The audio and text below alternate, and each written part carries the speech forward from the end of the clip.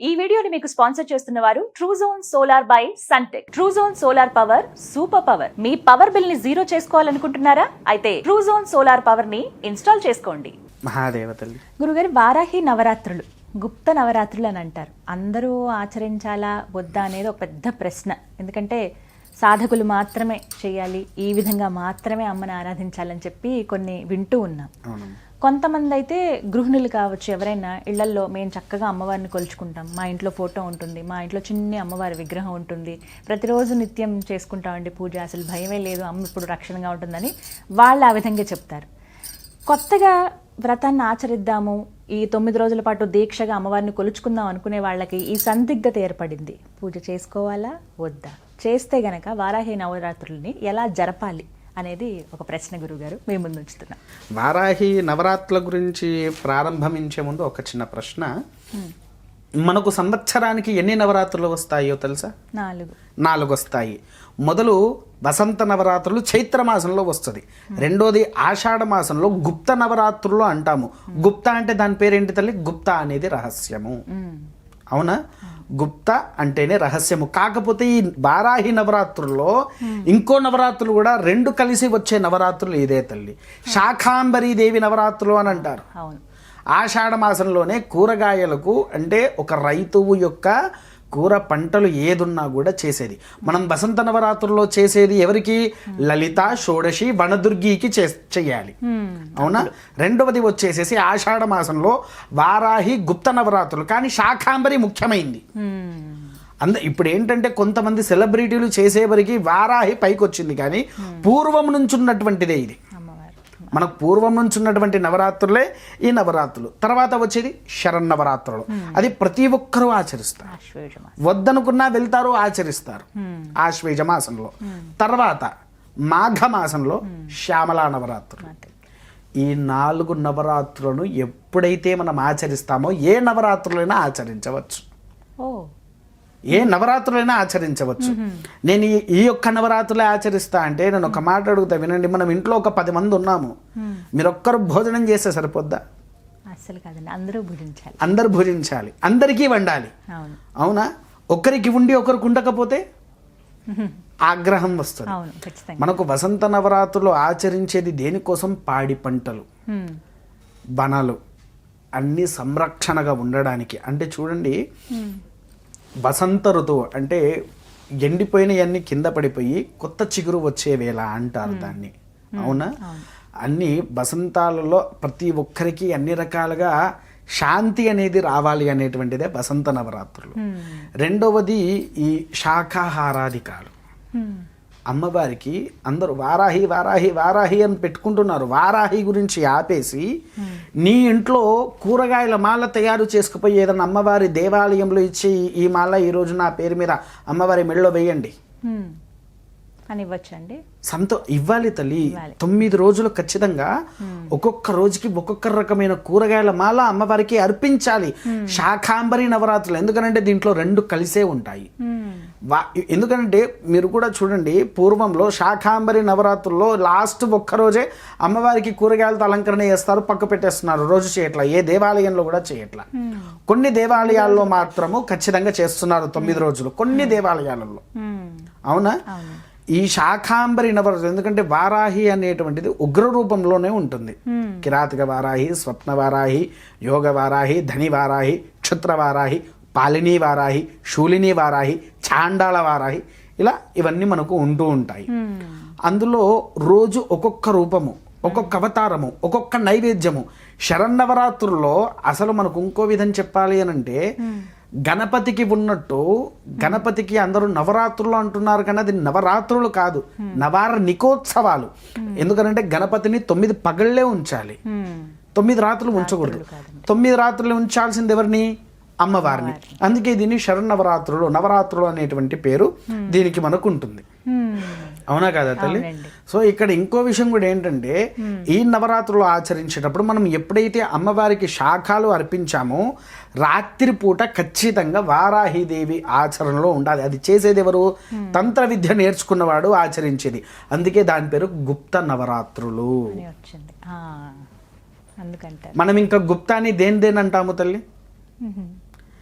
భూమి లోపల ఉండే వాటిని నిధులు ఉంటాయి, నిధుల్ని గుప్త నిధులు అంటాము. అంటే అది రహస్యమే అన్నట్టే కదా దాని అర్థం. రహస్యం. గుప్త అంటేనే రహస్యము, అవునా? ఆ గుప్త నవరాత్రుల్లో ఆచరించే విధానంలో కొంచెం ఏమన్నా వ్యత్యాసం వచ్చినా మా తంత్రగాళ్ళల్లో కూడా పుట్టగతులు లేకుండా మరణించిన వాళ్ళే ఉన్నారు. అవునా గురుగారు? రక్తాలు కక్కి చనిపోయిన వారు ఉన్నారు. కానీ అమ్మ ఎవరికైనా అమ్మే కదా, అంత ఇదిగా ఉంటుంది. అయితే ఇందులో ఏంటి అని అంటమ్మా, తల్లి ఎవరికైనా తల్లే, కాళీదేవి కూడా తల్లే. కానీ కోపం వస్తే ఉగ్రకాళి, మహాకాళి అవుతుందా? ఖచ్చితంగా. ఉగ్రతత్వ రూపంలో ఉండే వాటిని ఇప్పుడు వారాహీలలో ఉగ్ర రూపం ఎవరిది? కిరాతక వారాహి, చాండాలి వారాహిది. వీళ్ళిద్దరి ఉగ్ర రూపాలు. వీళ్ళకి అక్కడ ఏంటి, ఒక్కొక్కసారి వీళ్ళకి కావాల్సింది మద్యపానాలు, మాంసాలు, రాత్రిపూట అంటే ఇంట్లో కాకుండా బయట నివేదన పెట్టించాలి. ఇందులో లోపం వస్తుందా? ఇక్కడ కొంతమంది తినడాని కోసమైనా నైవేద్యం పెడతారు అమ్మవారికి. కొంతమంది ఏంటంటే నైవేద్యం పెట్టింది మనం స్వీకరించకూడదు. అవునండి.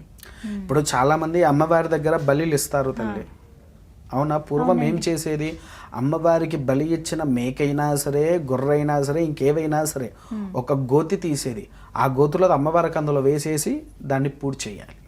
స్వీకరించకూడదు అది. దాన్ని ఎట్టి పరిస్థితుల్లో మనం స్వీకరించకూడదు. విన్నారా? దాన్ని ఎప్పుడైతే మనం స్వీకరించామో మనం ఇంకా లేనిపోని అరిష్టాలకు బానిస అయినట్టే. కానీ అంత గొప్పగా పండగల్లాగా చేసి అందరికి భోజనాలు అవి పెడతారు కదా గురువు గారు. మరి దానికి అసలు ఇంకోటి ఏంటి అంటే మనకు మాంసాహారం తినాలనేది అయితే లేదు కదా తల్లి.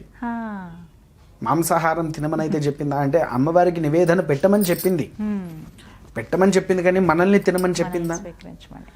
కాకపోతే ఏంటి అంటే ఇందులో ఇంకో విషయం చెప్తా తల్లి. నేను ఒక దేవుణ్ణి అనుకుందాం, ఎగ్జాంపుల్. నేను నీకు ప్రత్యక్షమయ్యా, నీ ఇంట్లో కూర్చున్నా, ఓ వారం రోజులు భోజనం పెట్టావు, 2వ వారం పెట్టావు, 3వ వారం పెట్టావు, 4వ వారం పెడుతున్నావా? వారిని ఏమో వీడికి ఎక్కడ పర్లేదు, నా ఇల్లే దొరికిందా? ప్రపంచంలో ఇన్ని ఇల్లులు ఉన్నాయి, ఎవరింటికి పోకుండా నా ఇంట్లోనే కూర్చొని తింటున్నాడు, ఏం దేవుడయ్యా నన్ను నాశనం చేయడానికే వచ్చాడని తిట్టుకుంటారు. వాస్తవం. ఎందుకనంటే చూడండి, ఎక్కడైనా భగవంతుడు ప్రత్యక్షమయ్యి ఖచ్చితంగా భోజనం చేస్తున్నాడంటే ఇంట్లో నుంచి మొదటి 1 రోజో 2 రోజో 3 రోజులు తీసుకుపోతారు, తర్వాత తీసుకుపోయేటి వారు ఉన్నారా? మామూలుగా మన ఇంటికి ఎవరైనా అతిథులు వస్తేనే వారం రోజులు ఉంటే వీడు ఎన్ని రోజులు ఉంటాడు రా ఖచ్చితంగా ఉంటుంది, అవునా? అలాంటి స్థితిగతుల్లో ఉంటారు కాబట్టి దేవుడికి నివేదన పెట్టింది ఎట్టి పరిస్థితుల్లో మనం స్వీకరించకూడదు.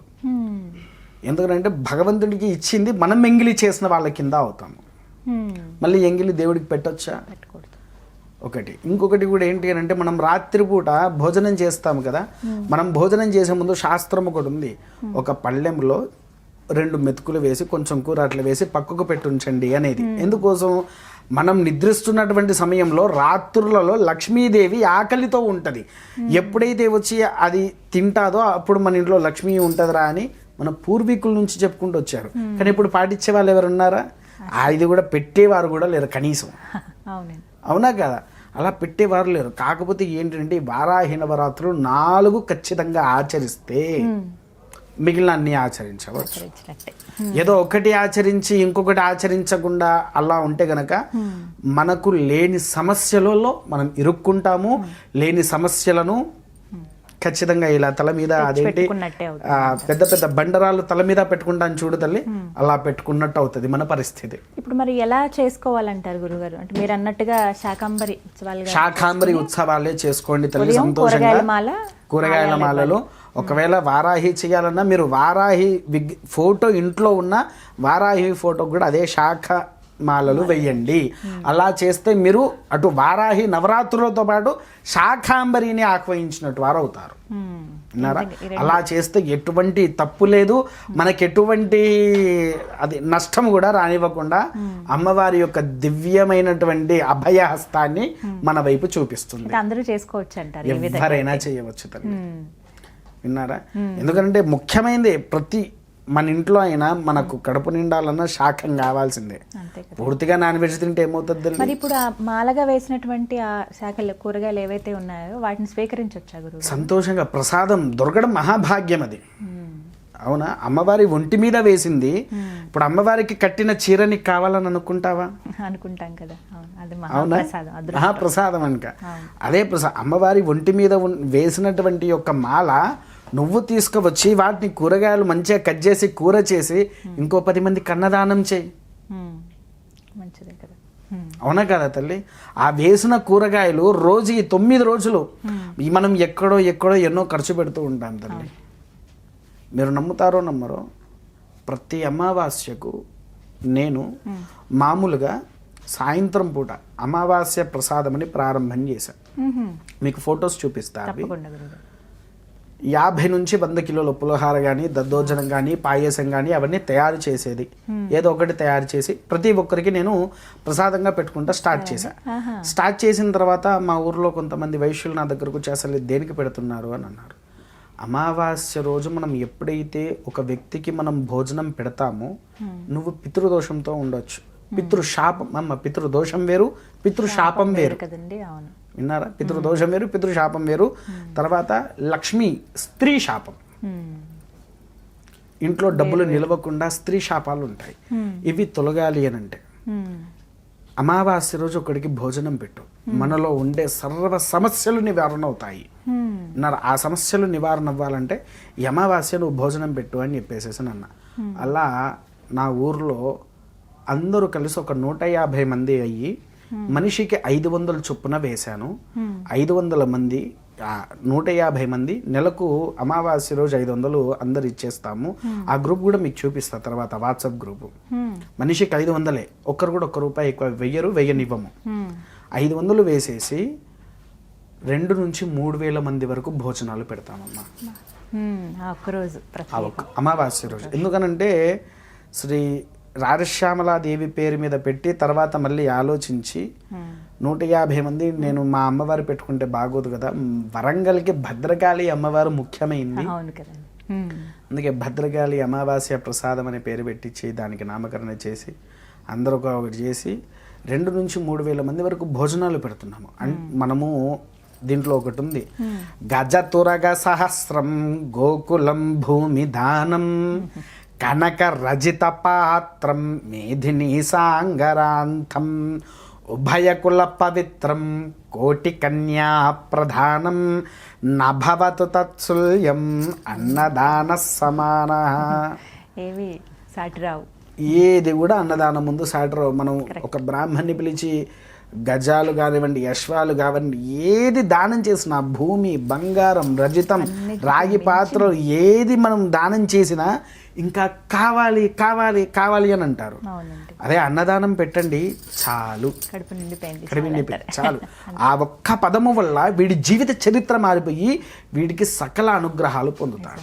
అందుకే మనము ఏది దానం, మామూలుగా దానం ఇచ్చినా కూడా ఈ దాత సుఖీభవ అని చెప్పము, కానీ అన్నం పెట్టిన వాడికి మాత్రం అన్నదాత సుఖీభవ అంటాం. అన్నారా? ఇట్లా ఈ నవరాత్రులు ఆచరించేటప్పుడు ఈ మాల ఎప్పుడైతే మనం అమ్మవారి మీద వేస్తామో, ఆ వేసిన మాల తీసుకువచ్చి కూరగాయలు అంటే ఇవాళ మీరు ఒక గ్రూప్గా తయారవ్వండి. అందరూ ఒక గ్రూప్గా తయారయ్యి అమ్మవారికి మాలలు రోజుకొకరు అర్పించి అందరు కలిసి ఒక్క చోటున అందరూ తలా ఇంత వేసుకొని ఈ 9 రోజులు మీరంటూ ఆచరించండి. విన్నారా? అట్లా రోజుకొక కుటుంబం అన్నదానం కింద చేసిన వారు అవుతారు. వాటిలలో మనం వడ్డించినందుకు మన హస్తం ఉంటారు. మీరు నమ్ముతారో నమ్మరో తల్లి, ఈ అమావాస్య భోజనాలు మేము పెట్టిస్తున్నాం కదా. పూర్వంలో వేరే ఒక ఛానల్ వాళ్ళు మా ఊరికి వచ్చారు, ఇదంతా నిజమాబద్ధమా అని వాళ్ళు మొత్తం చూపించారు. చూపించిన తర్వాత నేను ఇటు బయలుదేరాను. నిన్న హైదరాబాద్కి బయలుదేరా. రాత్రిపూట నాకు 8:30కు ఒక కాల్ వచ్చింది. ఎక్కడి నుంచో తెలుసా? ఒక మారుమూల అడవి ప్రాంతం దగ్గర ఆదిలాబాద్ జిల్లాలో జన్నారము అనే ఒక ఊరుంది తల్లి. అందులో ఉండే స్త్రీలు నాకు ఫోన్ చేసి, అయ్యా మీరు చెప్పిన విధానంతో జ్యేష్ఠ అమావాస్య నుంచి మేము కూడా అమావాస్య భోజనాలు ప్రారంభం చేస్తున్నాము, మాకు జ్ఞానోదయం అయింది స్వామి, మీరు చాలా చక్కటి విషయం చెప్పారు. ఎంతోమంది బీదవాళ్ళు వాళ్ళు వీళ్ళు ఎంతోమంది ఉంటారు, మీరు దేవాలయంలో కాకుండా రోడ్డు మీద పెట్టి ఎంతోమందికి పెడుతున్నారు, మేము కూడా అలానే రోడ్డు మీదనే అన్ని సామాన్లు పెట్టి ఉచితంగా ఎంతమంది అయితే అంతమందిని కలుపుకొని మేము భోజనాలు పెడతాము అని అన్నాము. అని వారు నాకు ఫోన్ చేశారు. సంతోషం. ఇక నా మనసు ఎంత ఆనందంగా ఉంటుంది అంతకన్నా ఏం కావాలి, ఒక్కల్లో కదలిక వచ్చినా నా భావన అది. ఎందుకనంటే ఎవ్వరు కూడా మనం ఉన్నాము తల్లి, రెస్టారెంట్కి పోవచ్చు, వెచ్చించగలం కాబట్టి రుచించగలవచ్చు, కానీ బీదవాడు పంచభక్ష పరమాన్నాన్ని కూడా తినలేని పరిస్థితిలో ఉన్నాడు. అటువంటి వాడికి మంచి ఒక క్వాలిటీ ఫుడ్ తీసి ఒక్కటో రెండో మంచి కూరలు, సాంబారు, పప్పు, పచ్చడి, మజ్జిగ కాకుండా పెరుగు ఒక్క పూట పెడితే వాడు మరణించే వరకు మన పేరుని పెట్టుకుంటారండి. అవును, అవునా కాదా? దానికన్నా కూడా అమ్మవారు చూస్తుంది, అదే అనుగ్రహం. అలా ఈ నవరాత్రులు అమ్మవారికి చేసేది. దయచేసి అందరూ ఈ నవరాత్రుల్లో ఆ అమ్మ శాకాంబరి దేవి ఉత్సవాలు చేసి ఆ యొక్క మాలను కూరగా తయారు చేసి అందరికీ అన్నదానం చేయండి. ఆ అన్నదానం వల్ల మీరు కూడా సంతోషమైన సుఖ జీవితాన్ని అందుకోగలుగుతారు. చాలా చక్కగా వివరించారు గురుగారు, ధన్యవాదాలండి. మహాదేవ.